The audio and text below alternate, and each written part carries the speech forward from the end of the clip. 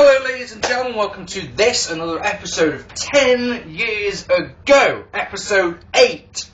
Today, this morning, this eve, whenever you're watching this video, we are going to be doing WCW Spring Stampede 2000. Oh yes, ladies and gentlemen, 8,377 fans paid $272,000, which means they had quite a full house, to be honest.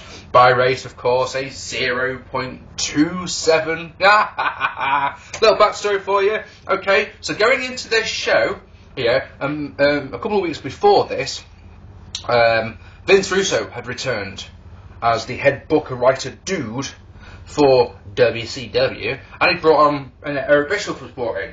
So they had these two guys, the two figureheads, and basically what they'd done is they formed a heel faction called the New Blood, and they were all the young up-and-coming stars like Buff Bagwell and Scott Steiner.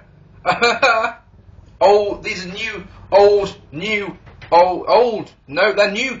I don't know. They were fighting off against the Millionaires Club, so Hogan and Sting and Flair and Luger, etc. Right? On the April the 10th Nitro, all the title belts have been vacated. Every single one of them have been vacated. So we had tournaments for the tag team titles, and we had tournaments for the US title on this show. The actual WCW title belt itself was to be contested between DDP and Jeff Jarrett. I don't know how that happened. Little things spring to mind though, for example, that when all the title belts were vacated, Sid Vicious was the champion. He's not on this show in any capacity. That's got to be something got to be crap for him. The scene the month before, Uncensored, he was, defending the championship. Anyway, let's get on with it, shall we? So, in the opening contest, Lex Luger and Ric Flair defeated the Marmalukes to advance in the tag team title tournament in a shit match. Half a star. Russo came out and added the Harris brothers to the heels to make it a 4-on-2 match. Generic brawling, and as the heels beat on the faces, it's a 2-on-1 on each side of the ring, they're getting beats. Flair comes back, gets a figure 4 on Johnny the Bullson Boy, but for some reason that I can't fathom, he lets it go. He just, well, it's too early for the figure 4, you're not actually going to tap out, are you? No? Well, fuck it. Waddles off. And just hangs on the ropes for a bit, fair enough. Eats a boot for Vito. Everything Luger does is absolutely awful. The heels beat on Flair. Luger gets the hot tag, but the referee doesn't see it. Disco Inferno, who else comes out with the Marmalukes, tries to beat on Luger. Flair gets more beats. The heels start to brawl amongst themselves. So you've got the Marmalukes and the Harris brothers. They start battering each other. Johnny the Bull Stampede hits a nice flying clothesline, but Luger gets the rack on Johnny for the win. The right team won. Oh yes, I'm not denying that in the slightest, but this match was terrible in so many levels. It was just bad. Also, bear this little number in mind, ladies and gentlemen, that this match went 6 minutes and 11 seconds. Bear that number in mind, because I'll tell you now, every single match for the next 1, 2, 3, 4 matches is shorter than that. 6 minutes. What is it with these WCW pay-per-views that I watch that I've never seen before, that I'm always expecting long matches for some reason, because it's a pay-per-view and you can give them the time?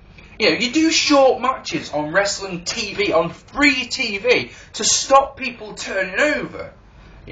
Because you want to get to the next segment or whatever, but you don't have those time restraints on a pay-per-view. I mean, Jesus Christ, let me just point this out while it's in my mind. This pay-per-view, one of its problems is it's got way too many matches on it. 1, 2, 3, 4, 5, 6, 7, 8, 9, 10, 11, 12, 13, 14 matches on a 3-hour show. 14! Christ! Say, right, let's go for some shit then. So we started off with some shit. Let's go for some shit. You know what I mean? As Mancow defeated Jimmy Hart in what is quite possibly the single worst wrestling match I've ever seen. Seriously, this is garbage, right? First things first, who the fuck is Mancow?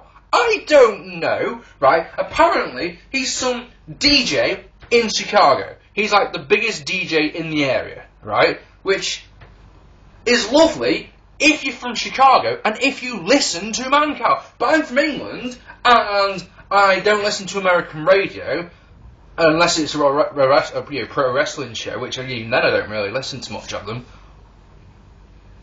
What relevance has this got to me? Apparently Jimmy Hart had hit him in the eye, so Mancow demanded revenge for my eyeball! It's what he says, go watch it, that's what he says.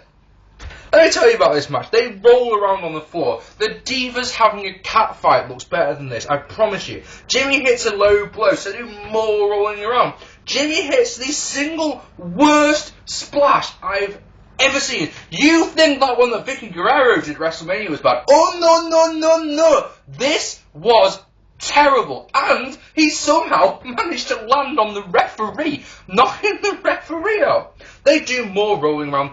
Some guy called Hale, who Jimmy Hart had brought out with him, he lifts Mancow up, yeah, and Mancow's got his entourage, his hangers on the outside, and I've got to give Mancow props for taking this, right? Because Hale, like I say, he presses him and literally chucks him over the top of the ropes onto his entourage. Yeah, that could have gone that could have gone horribly wrong. It literally came across perfectly, but literally that one move put the star rating up quite a lot for this match, to be honest.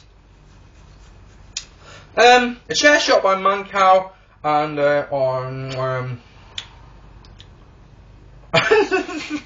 sorry, just reading my notes, I was just like, did that actually happen there? So I thought about it, it's like, yeah, it did actually, right? Mancow gets a chair and hits Jimmy Hart, right? And then goes down for the cover, and Jimmy Hart has to actually grab his t-shirt and hold him in position for a pinfall. Mancow gets the win. Let me tell you something, right? I am a generous guy. You all know that. I give star ratings to sometimes that matches don't deserve them. I am probably the only person in the history of the world who actually enjoyed Bret Hart versus Vince McMahon at WrestleMania 26. For good reasons, I thought.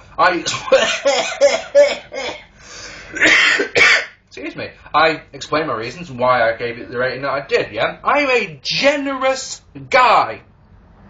But I'll tell you something, ladies and gentlemen. I really think that -2 stars is too generous for this match. Because it's the worst match I've ever seen. The worst. The worst, the worst, the worst, the worst. The finger poke of fucking doom is better than this. Maybe not, maybe not. But like I say, it gets it'd probably get a star for the Mancow taking that fucking big bump, but for everything else, fuck it. -2 stars, that match. Awful.